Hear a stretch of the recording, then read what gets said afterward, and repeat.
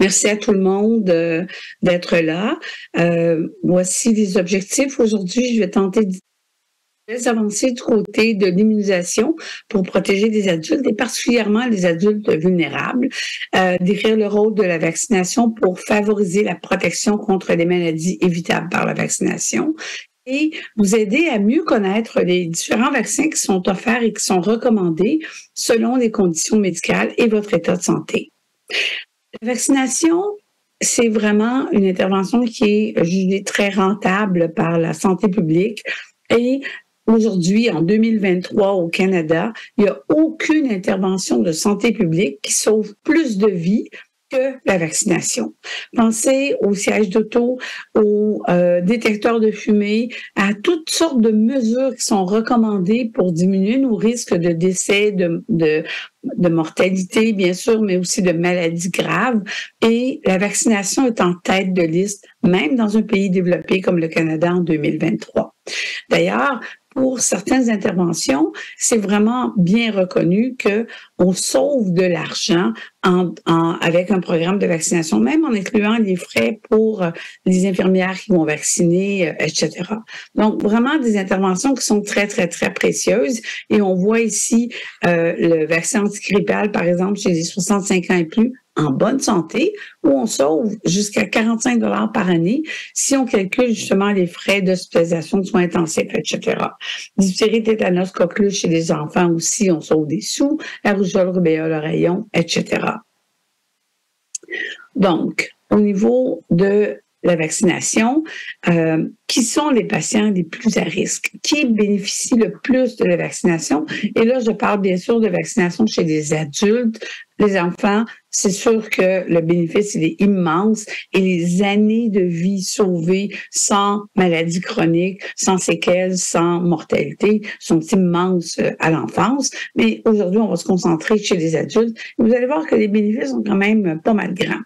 Alors, première catégorie que vous ne connaissez probablement pas, ça s'appelle une catégorie d'asplénie anatomique ou fonctionnelle.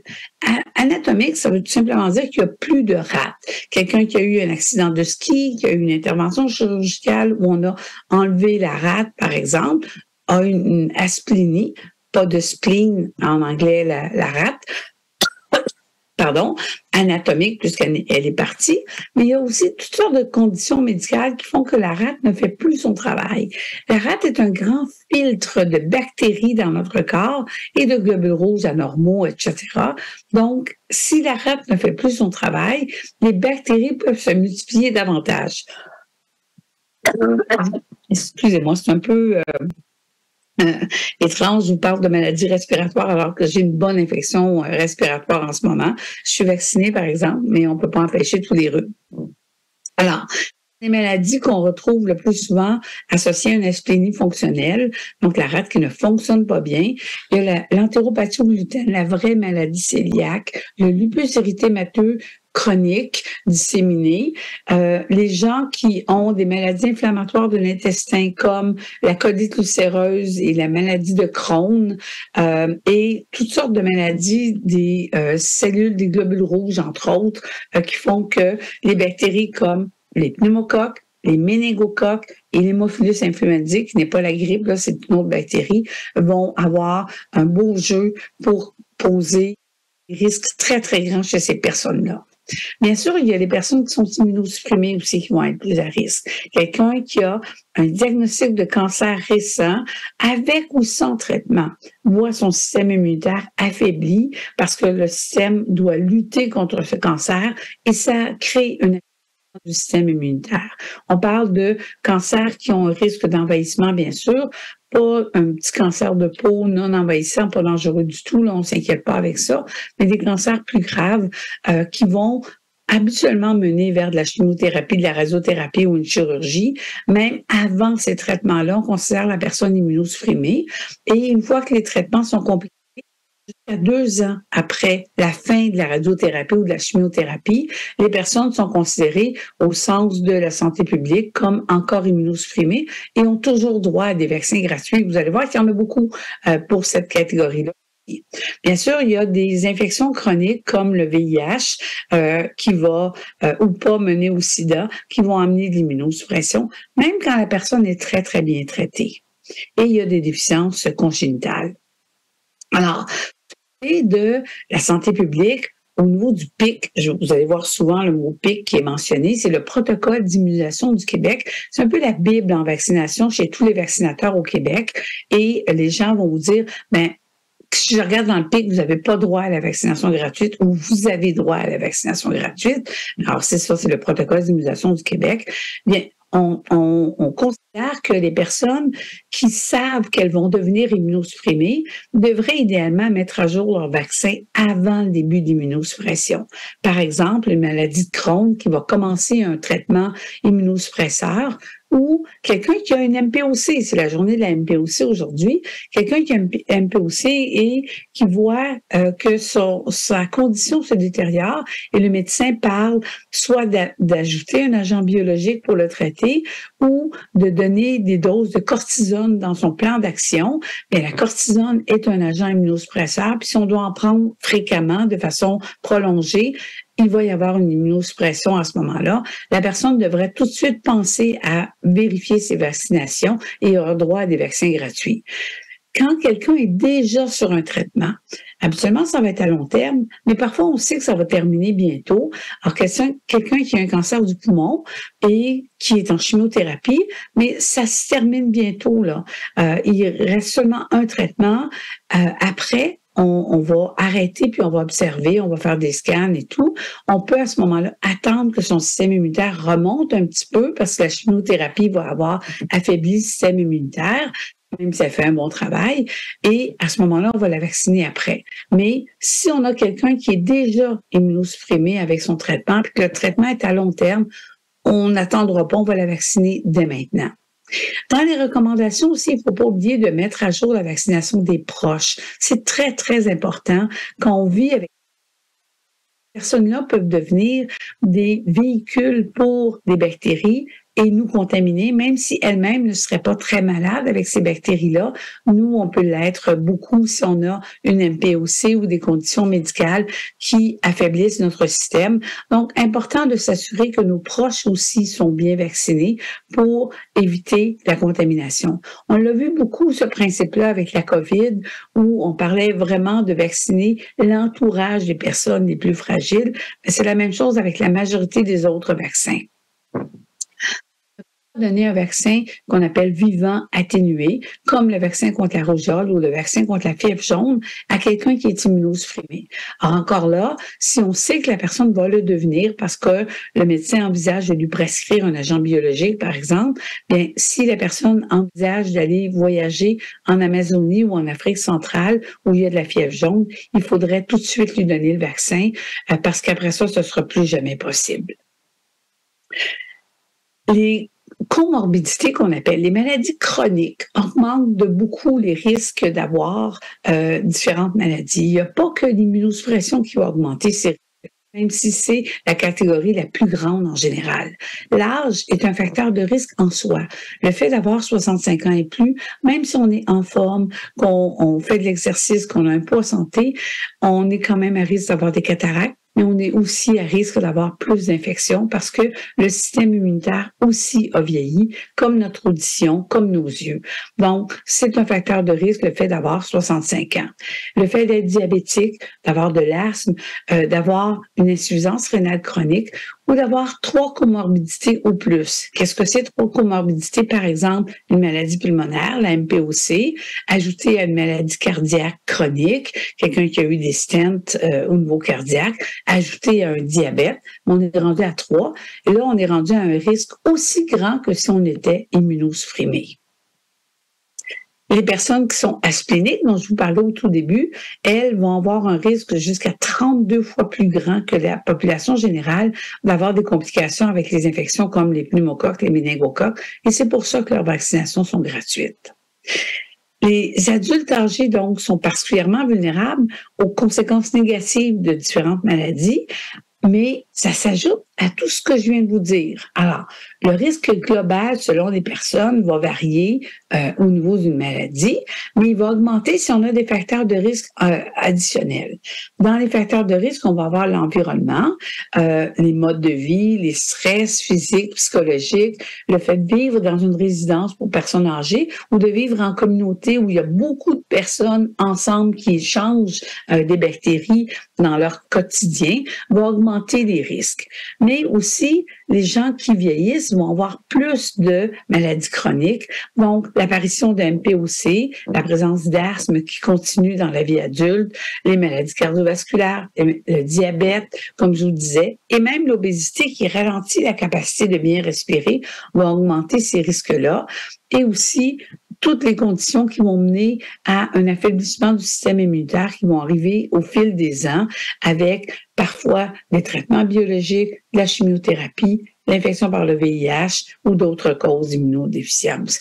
Et on voit que chez les jeunes adultes, il y a peu de comorbidités, comme je viens de vous parler, de maladies chroniques chez les jeunes, mais plus on avance en âge, plus les maladies chroniques augmentent. Et c'est pas de voir une personne de 60 ans qui a 3 ou plus maladies chroniques et c'est encore moins rare chez les personnes de 80 ans ou plus, ce qui va tout ça s'additionner aux différents risques.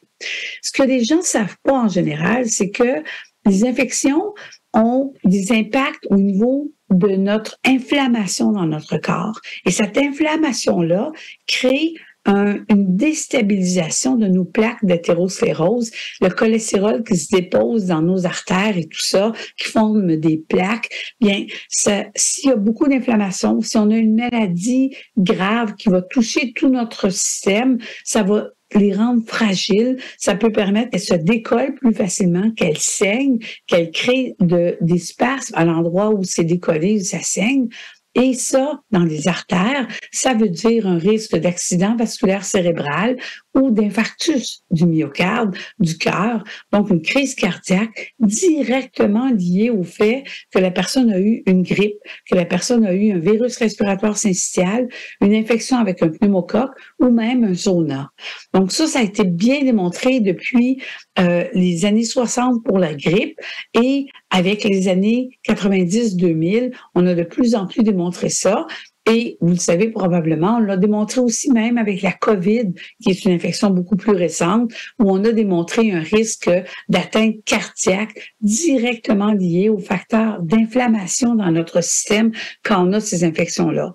Alors, quand j'ai un patient qui a une maladie chronique, à qui j'offre le vaccin de la grippe, qui me dit « Ah, je suis pas certaine si je dois le prendre cette année parce que j'en ai déjà tellement reçu dans le passé. » Je lui demande, est-ce que vous pensez que la grippe est encore présente cette année au Canada? Oui, bien sûr. Est-ce que vous avez mangé vos 3 repas hier? Est-ce que vous en avez mangé 3 les 2 jours précédents?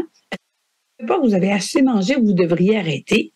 Mais c'est la même chose avec les vaccins. Tant que la maladie est encore là, tant que vous avez encore faim, vous continuez de manger. Tant que la maladie est encore là, il faut encore se protéger. Qu'on ait reçu 2, 5 ou 20 vaccins dans le passé, ça change rien. Si le risque est encore présent, il faut continuer d'être vacciné. Contre la grippe, qui est un vaccin annuel, malheureusement, on n'a pas encore de vaccin à long terme.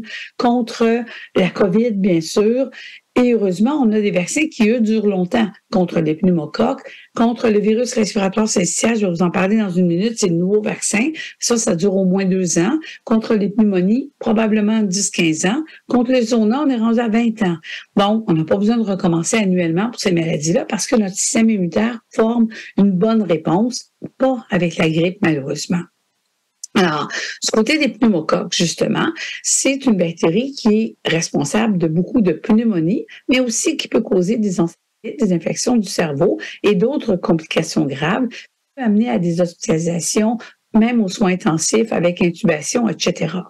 Les personnes qui sont immunosuppresses ou spléniques sont à plus haut risque, donc elles ont droit à la vaccination gratuite. Les personnes avec un MPOC sont aussi à plus haut risque, mais pas assez aux yeux de la santé publique pour économiser suffisamment, parce que c'est juste un calcul d'argent qui est fait au niveau d'hospitalisation et tout ça, et le vaccin, donc, ne sera pas offert gratuitement.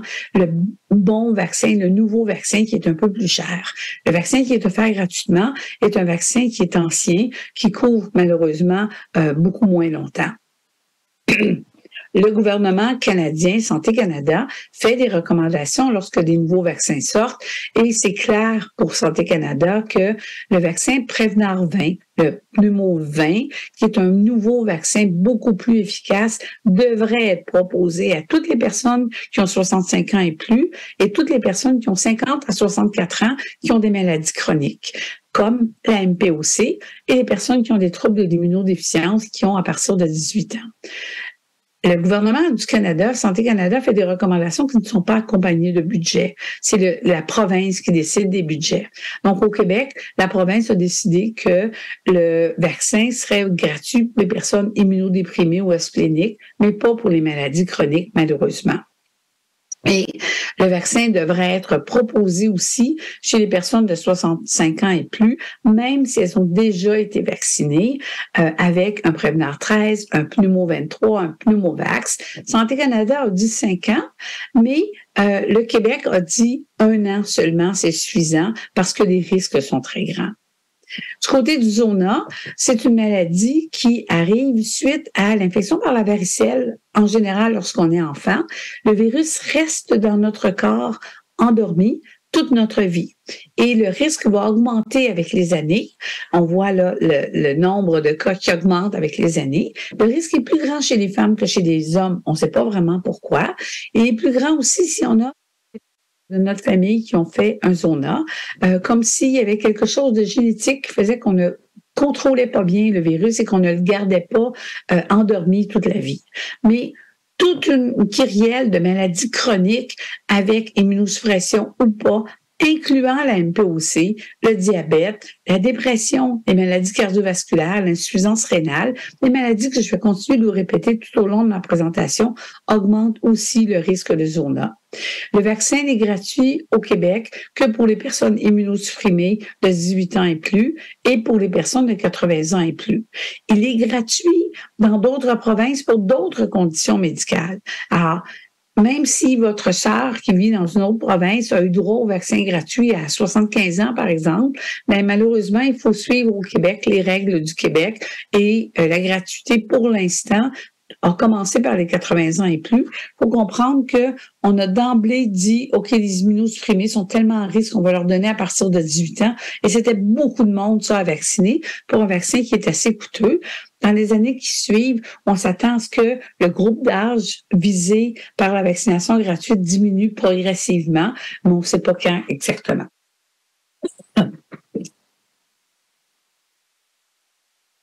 Un mot sur un virus qui n'est pas un virus respiratoire, mais qui est important aussi et qui est associé à beaucoup de cancers.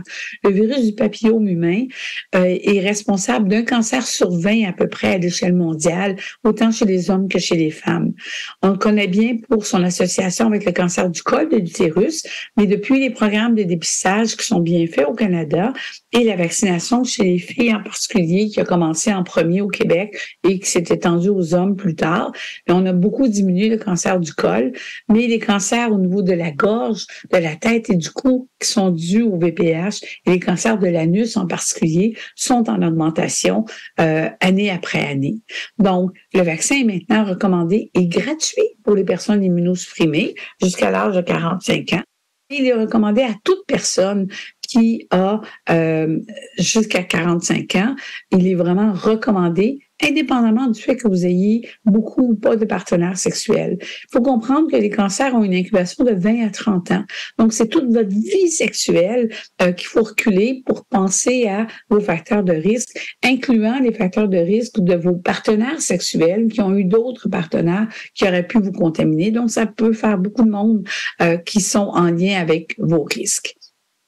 Le vaccin, donc, recommandé pour toutes les personnes jusqu'à 45 ans, gratuit si on est immunosupprimé, et recommandé, autorisé. Donc, on n'a pas à en parler à tout le monde à partir de 45 ans, mais après 45 ans, quelqu'un qui considérait qu'il a eu des facteurs de risque importants dans sa vie ou qu'il a de nouveaux facteurs de risque. Par exemple, un partenaire sexuel qui est traité pour des lésions, cancer du col, cancer de l'anus, cancer de la gorge, en lien avec le VPH, ce partenaire sexuel-là, donc, pourrait vous contaminer et ce serait important d'être vacciné même après l'âge de 45 ans.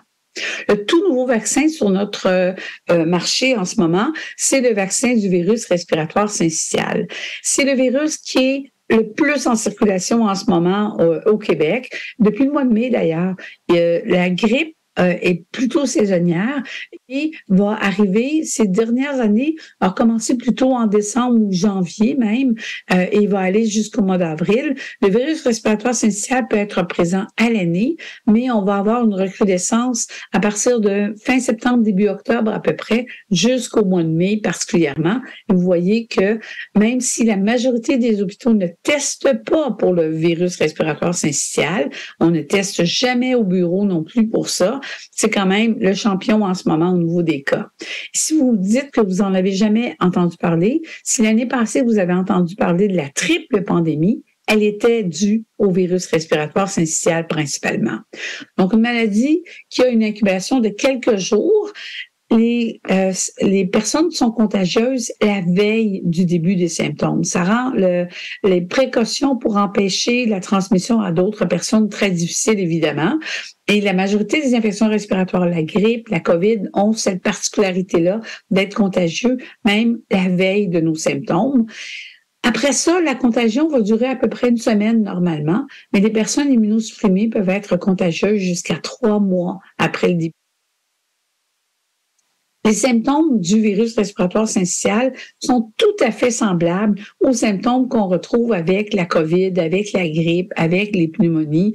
Donc, la fièvre, des douleurs musculaires, la fatigue, des maux de tête, un petit peu de congestion, un mal de gorge, la voix enrouée. Je pourrais avoir un virus respiratoire syncytial en ce moment, c'est pas impossible parce que ma vaccination est récente. Et de la toux, bien sûr. Et une des particularités qu'on va voir, c'est la respiration sifflante qui va durer parfois jusqu'à 2-3 mois après l'infection. Les gens qui sont plus de fièvre devraient avoir récupéré, ont une radiographie normale, mais continuent à sciller en respirant et à être essoufflés pendant très longtemps. C'est souvent le virus respiratoire syncytial. Il touche beaucoup les jeunes enfants de moins de 5 ans. C'est la majorité des cas. Par contre, les décès surviennent surtout après l'âge de 65 ans, où une personne hospitalisée sur 9 à cause du virus respiratoire syncytial va décéder. Quand on regarde dans certaines études la cause d'hospitalisation chez les personnes qui ont une MPOC ou les personnes qui sont asthmatiques, on voit que le virus respiratoire syncytial est responsable de plus que 10% des hospitalisations des MPOC et de 7% chez les personnes asthmatiques. Donc, ça joue un rôle très important dans cette catégorie de personnes-là. Et ce qui est encore plus important, c'est les conséquences à long terme. Jusqu'à 6 mois après l'infection, les personnes considèrent qu'elles n'ont toujours pas récupéré leur niveau d'énergie qu'elles avaient avant et qu'elles sont encore avec un état dégradé, une perte d'autonomie donc qui va parfois être permanente. Et ça, on voit ça avec beaucoup d'infections respiratoires et particulièrement avec le virus respiratoire syncytial. Le nouveau vaccin, c'est démontré très efficace, le vaccin Arexvy contre le VRS. C'est le seul pour l'instant qui est sur le marché. On a fait l'étude en comparant si on donnait une dose à chaque année ou une dose pour 2 ans et les données étaient similaires. Donc, on recommande une dose pour une protection d'au moins 2 ans pour l'instant. Et on ne sait pas si ça va durer plus longtemps. On n'a pas encore les recommandations de Santé Canada ni du côté du Québec, même si le vaccin est autorisé au Canada et au Québec. Mais on a des recommandations du côté américain où on insiste particulièrement sur le fait d'avoir une maladie pulmonaire, une MPOC, qui est le facteur de risque principal. Évidemment, il est tout nouveau, le vaccin. Il n'est pas gratuit pour personne, ni au Canada, ni aux États-Unis. Mais c'est un vaccin qui est fortement recommandé avec une MPOC et avec les autres maladies chroniques dont je vous ai parlé tantôt. Alors, au niveau de la vaccination pour les MPOC, il y a des gold standards, il y a des lignes directrices d'or internationales qui sont publiées à tous les ans. Et on vient tout juste d'avoir la version des recommandations pour 2024. Et on recommande aux personnes MPOC d'être vaccinées contre plusieurs infections, comme les pneumocoques, bien sûr, avec le Prevnar 20 en particulier, et les personnes avec MPOC d'être vaccinées contre le virus respiratoire syncytial. En anglais, c'est le RSV, parce qu'ils disent à l'envers de nous autres, et d'être vaccinés aussi contre la coqueluche. Contre la grippe, bien sûr, on peut donner en même temps un vaccin contre la grippe et le vaccin contre le virus respiratoire syncytial. Ça a été bien testé. Ça n'a pas encore été testé avec les autres vaccins, mais comme c'est pas un vaccin vivant, il n'y a aucune crainte par rapport à l'administration des autres vaccins.